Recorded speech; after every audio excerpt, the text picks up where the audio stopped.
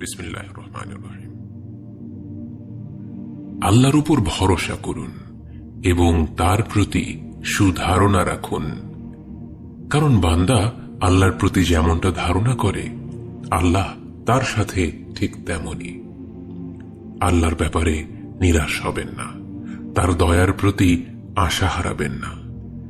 একদিন রাসূল সাল্লাল্লাহু আলাইহি ওয়াসাল্লাম মসজিদে এসে আবু উমামাকে বসে থাকতে দেখলেন।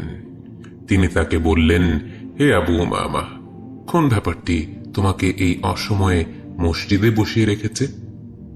জবাবে তিনি বললেন, হে আল্লাহর রাসূল সাল্লাল্লাহু আলাইহি ওয়াসাল্লাম, ঋণের বোঝা আর দুশ্চিন্তা আমাকে কাবু করে ফেলেছে।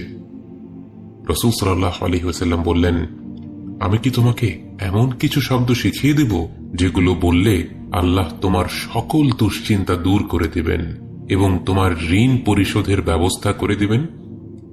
বলো, আল্লাহুম্মা ইন্নী আউযু বিকা মিনাল হাম্মি ওয়াল হাযান ওয়াল আজজি ওয়াল কাসাল ওয়াল বুখলি ওয়াল জুবন ওয়া দালাঈদ দাইনি ওয়া গলাবাতির রিজাল।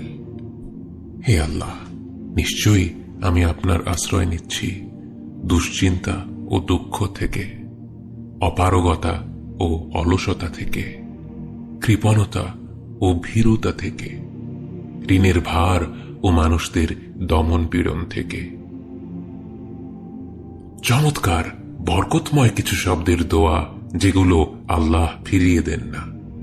আল্লাহর যেই বান্দাই পূর্ণ বিশ্বাসের সাথে এই কথাগুলো বলবে, আল্লাহ অবশ্যই তার জন্য স্বস্তি আর মুক্তির পথ বের করে দেবেন।